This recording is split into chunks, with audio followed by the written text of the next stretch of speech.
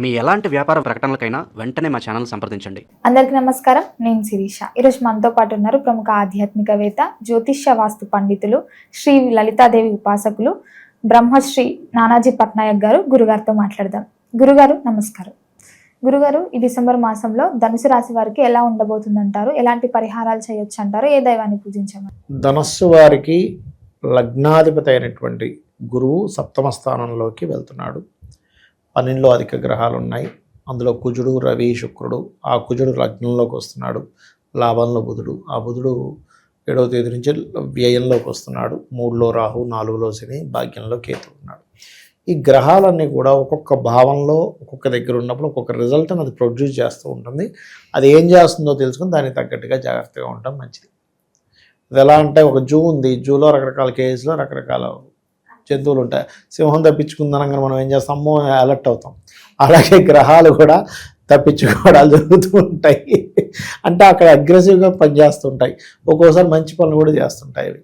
కాబట్టి ఏంటి, మనకి గ్రహాల యొక్క రిజల్ట్స్ ఏవైతే ఉన్నాయో అవి ఎలా ఇస్తుంది, ఏ జాగ్రత్తలు తీసుకోవాలి. ఎందుకంటే అవి దేవతలు. మంచి రిజల్ట్స్ ఇచ్చినప్పుడు తీసుకోవాలి, జాగ్రత్తగా ఉన్నప్పుడు జాగ్రత్తగా ఉండాలి. ఈ యొక్క అంశాలు చెప్తుంది నేనైనప్పటికీ కూడా చెప్పిస్తుంది సాక్షాత్ లలిత అమ్మవారిగా భావిస్తూ, ఫస్ట్ ఆఫ్ ఆల్ వీళ్ళకి లగ్నాధిపతి ఎప్పుడైతే సప్తమ స్థానాన్ని ఆక్యుపై చేస్తున్నాడో వీరికి అవకాశాలు వస్తాయి. ఎటువంటివి? ఈ వివాహ సంబంధించిన విషయాల్లో. ఎట్ ఏ సేమ్ టైం ఈ శని కుజులు గురువు యొక్క రాశులను ఆక్యుపై చేశారు కాబట్టి అది రప్చర్ గాను, స్ట్రెస్ గాను, గొడవలుగా కూడా ఉంటూ ఉంటుంది. ఇది వీళ్ళకు ఉండేటువంటి ఏదైతే ఈ వివాహ సంబంధించినటువంటి విషయంలో.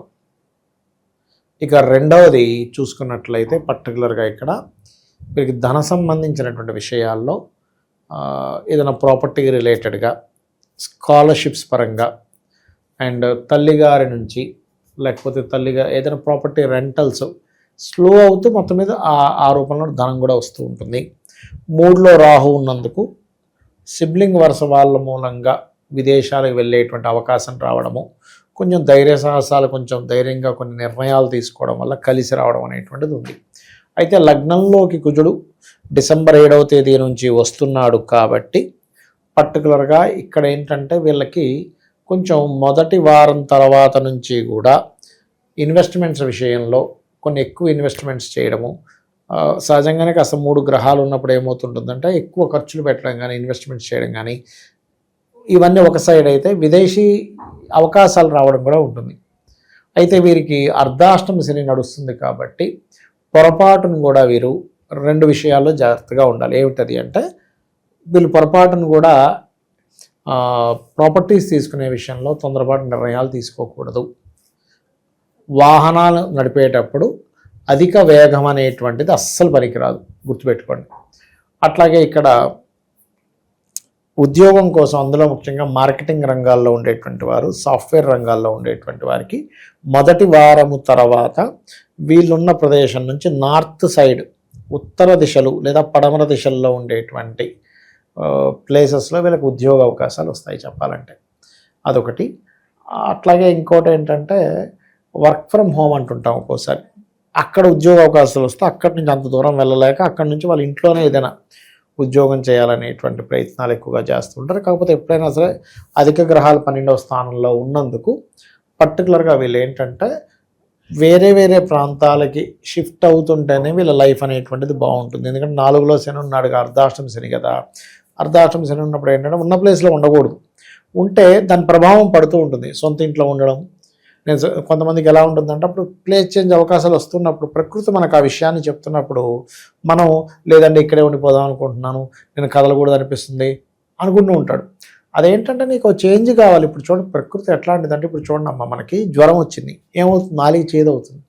బాడీ ఏం చెప్తుంది? నువ్వు లోపల ఏం వెయ్యకరానైనా, నేను లోపల పని చేసుకుంటున్నాను, దీన్ని తగ్గించే పని, నువ్వు లోపల వేస్తూ పోతే నేను అడిగించే పని చేసుకోవాలి, నేను నీ బాడీని ఎక్కడ రిపేర్ చేయాలని ఏం చేస్తుంది? ఇక్కడ ఒక లాక్ వేస్తుంది.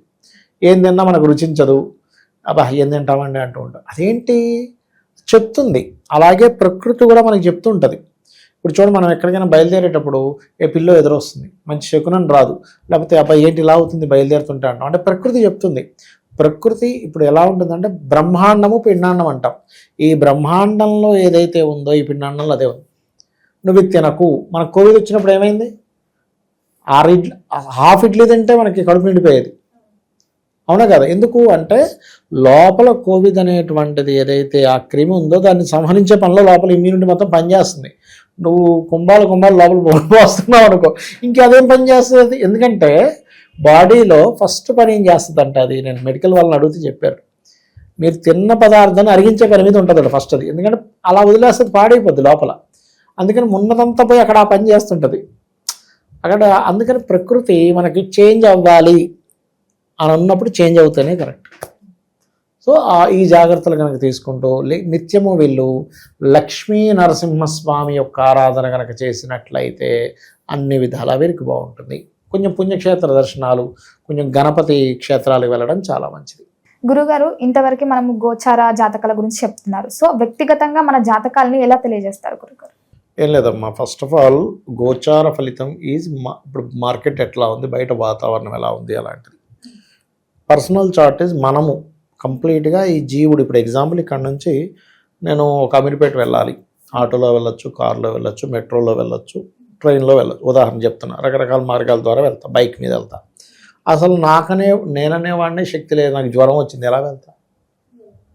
మన నీరసంగా ఉంది, నేను వెళ్ళలేనంట. అంటే ఇన్ని ఉన్నాయి. కానీ అదే గోచారంలో ఇప్పుడు క్యాబులు బంద్ అయ్యాయి, ఆటో ఆప్షన్ ఉంటుంది. ఆటోలు కూడా తిరగట్లేదు, ఫ్రెండ్ బైక్ వేసుకొని వెళ్ళొచ్చు, నా బైక్ ఉంటే వెళ్ళొచ్చు, అవునా?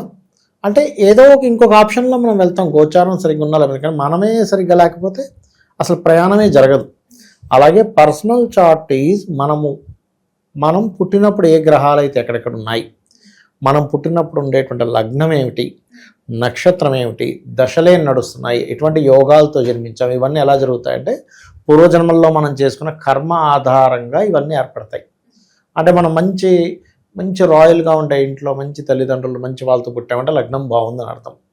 మంచి సంపాదన, కొంతమంది చోటు పెద్దగా చదవకపోయినా బాగా సంపాదిస్తారు, లక్షల కోట్లు సంపాదించేస్తున్నాడు. తీరా చూస్తే 7వ తరగతి చదువుకున్నాడు. నేను చూసి ఒక జాతకం 3వ తరగతి చదువుకున్నాడు, ఆయన సంతకం కూడా పెట్టరని రాజు, నెలకు ₹1 సంపాదిస్తున్నాడు. ఎట్లాగంటే అంతే ధనయోగం ఉంది, సంతకం కూడా పెట్టరని రాదు ఆయనకి, పెద్ద ఏజెన్సీ నడిపేస్తున్నాడు. ఏం చేస్తాం? అంతే. అంటే అతనికి టీము అంత అలా కుదిరారు. అలా ఏంటంటే ధనయోగాలు బాగుంటే, ఇక్కడ ధనయోగాలు బాగుండడం ఒక ఎత్తు, ఎందులో ధనయోగం ఉందో తెలుసుకోవడం ఒక ఎత్తు. మన పర్సనల్ చార్ట్లో అసలు మీకు ధనయోగం ఎందులో ఉందో తెలుసుకుంటే మీరు తత్ సంబంధించినటువంటి ఎడ్యుకేషను, తత్ సంబంధించిన వ్యాపారం చేస్తే ఆటోమేటిక్ కలిసి వస్తుంది. ఇక మనం ఎప్పుడు మనకి డబ్బులు ఇబ్బంది వస్తుందంటే, మనకి కలిసి రాని దాంట్లో మనం వేలు పెడతాము, అది మీకు కలిసి రాదు. ఎలా వస్తుంది? ఇప్పుడు భూమి లోపల ఇక్కడ వాటర్ పడతాయంటే అక్కడే తవ్వాలి, ఇంకో దగ్గర తవ్వుతే ఏమవుతుంది? శ్రమ, ధనం వేస్ట్, శ్రమ వేస్ట్. ఎలాగో ఇది కూడా అంతే. అలాగే కొంతమందికి అన్నదమ్ములతో గొడవలు ఉంటాయి. ఎందుకు ఉంటాయి అంటే మీరు పూర్వజన్మలో చేసిన అన్నదమ్ములతో, నక్కచెల్లెలతో చేసిన గొడవలు ఈ జన్మలో కర్మ రూపంలో వస్తుంది. అలాగే ఏం చదువుకోవాలి, అసలు ఏ దిశలో మీరు ఇల్లు కట్టుకుంటే మంచిది. ఆల్ డైరెక్షన్స్ ఈజ్ గుడ్, కానీ ప్రతి ఒక్కరికి ఒక డైరెక్షన్ మీకు అద్భుతమైన యోగాన్ని ఇస్తుందని ఉంటుంది. అది తెలుసుకోగలరు, అది పర్సనల్ చార్ట్లో తెలుస్తుంది. అలాగే సంతానం అభివృద్ధి అవ్వాలంటే ఏం చేయాలి, సంతానం ఎందుకు లేట్ అవుతున్నారు, ఎలాంటి సంతానం పొందుతారో మీరు ఇప్పటికిప్పుడు జాతకం ఇస్తే ఎవరిదైనా, నాకు తెలియదు, మీ ఫోన్లో ఏదో ఒక నెంబర్ ర్యాండమ్గా తీసుకోండి. ఇప్పుడు మీరు ఫోన్ ఓపెన్ చేసి ఆయన్ని ఒక ర్యాండమ్గా కొడితే వాళ్ళ సంతానం గురించి ఇప్పుడు చెప్పచ్చు. ఎలా ఉంటారు, అమాయకంగా ఉంటారా, లేకపోతే స్పిరిచువల్గా ఉంటారా, అగ్రెసివ్గా ఉంటారా, ఫ్యామిలీని వదిలిపెట్టి ఉండడానికి ఇష్టపడతారా, ఫ్యామిలీతో ఉండడానికి ఇష్టపడతారా, అన్నీ తెలుస్తాయి. అట్లా సంతాన అభివృద్ధికి ఏం చేయాలి, అసలు ఎప్పుడు వివాహం చేసుకుంటే మంచిది. ఇప్పుడు చాలామంది మ్యారేజ్ మ్యాచింగ్స్ చూసామండి కానీ డివోర్స్లు అయిపోతున్నాయి అంటాం కదా. కారణం ఏమిటి అంటే వాళ్ళు కేవలం మ్యాచింగ్స్ చూస్తారు, కానీ వాళ్ళకి సరైన సమయమా కాదో చూడరు.